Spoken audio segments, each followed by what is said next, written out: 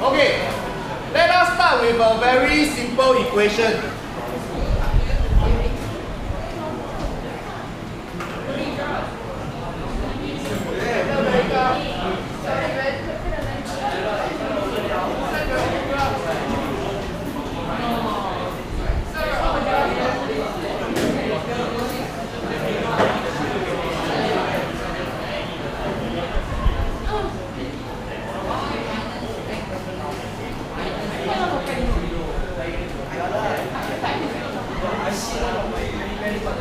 Push until.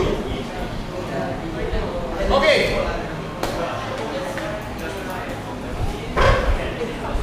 Hai Jie. But you are talking. Okay. Let's say I have an equation. All along, when your equation got only one unknown, we can solve for the equation, know what exactly is the unknown. For example, Haris.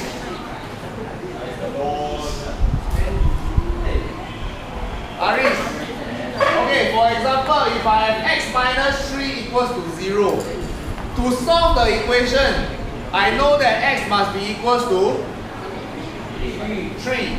Okay, so I have a specific solution. What must be the value of x? But when I have an equation with two unknowns, there may be a lot of possible values of x and y that fulfill this equation. For example, Akimi, back to your seat. Go.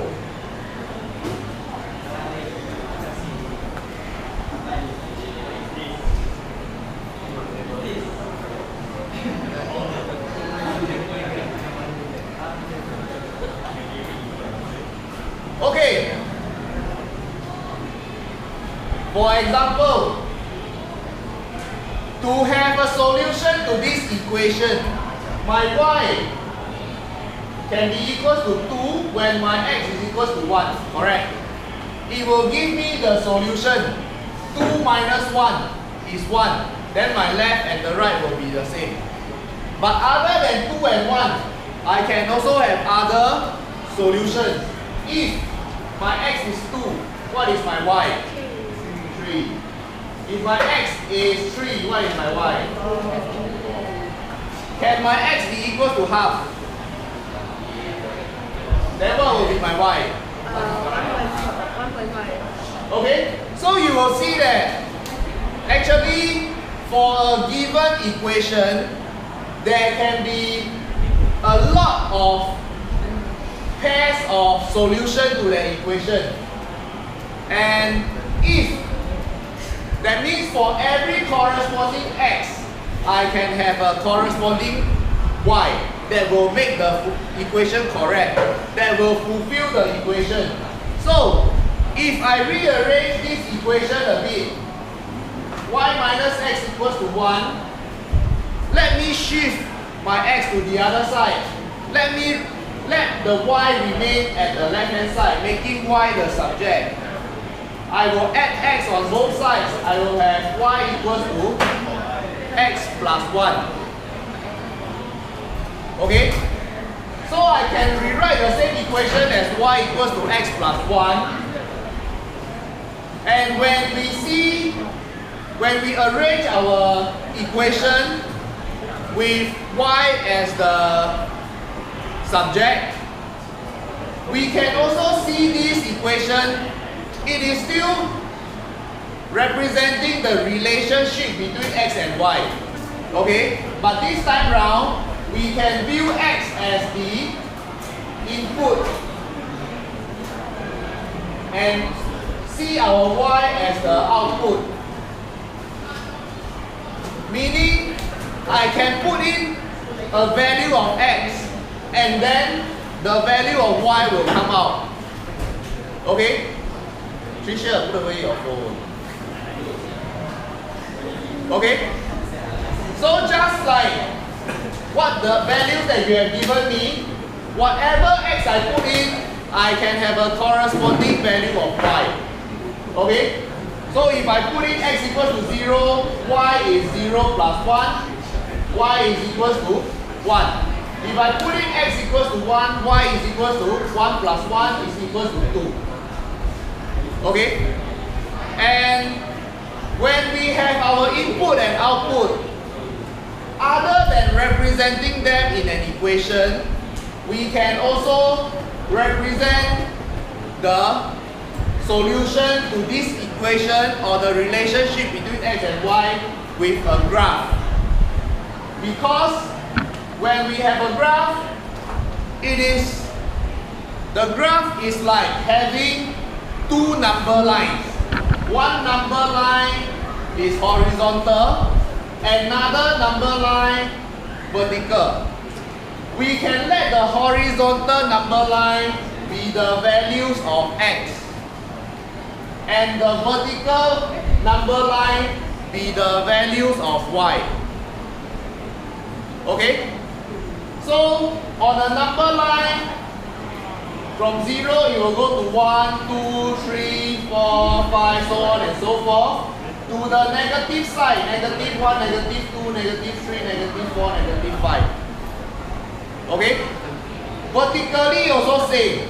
We will take going upwards as positive, which is why on the y, 1, 2, 3, 4, 5, 6. Going negative is going downwards.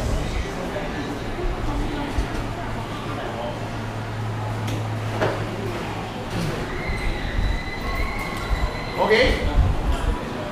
Then, to represent an equation or the relation between my y and the x, there are so many values that can fulfill this equation. It doesn't stop at x equals to 0.5. It can be even smaller decimals. It can be even in between 0.05, and then y will be 1.05. There are endless solutions. So all these endless solutions can be represented on a graph. How we find all these solutions? When x is 1, y is 2. Input, output. So when x is 1 in the horizontal direction, we move one step. In the y direction, the output, when x is 1, y is 2. So when we move to the right 1 unit, we move up 2 units, that will give us one solution. This one point here is one of the solutions of that equation. Similarly, when x equals to 2, y equals to 3. So when we move to the right 2 units, we move up 3 units. This point here, Martin, also give us another solution to this equation.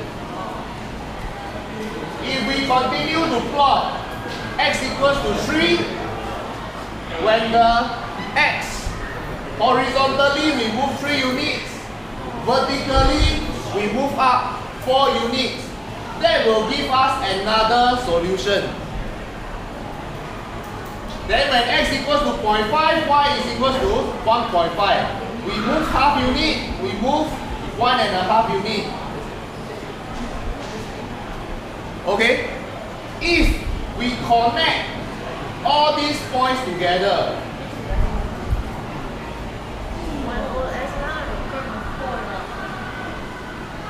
it actually gives us, each of the point is one solution.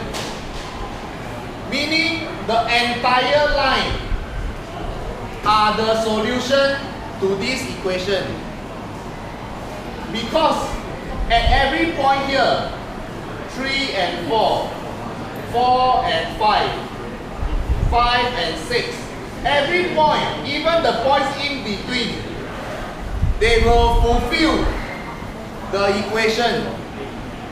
So all these points, they are actually the solutions to y equals to x plus 1. Okay?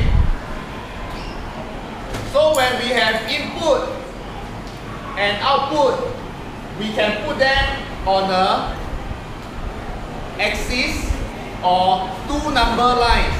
Horizontal one is your input, vertical one is your output.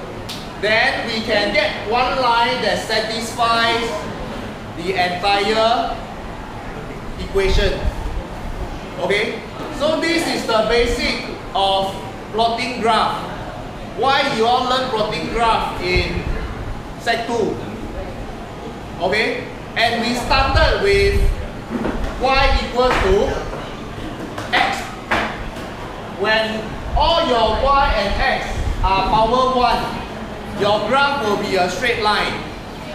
Okay? And you also learn your line can be sloping upward, can be sloping downwards, depending on whether your x is positive or negative. And the more positive, for example, okay, let us use the laptop to plot graph, then it can help to show the different gradient of your graph.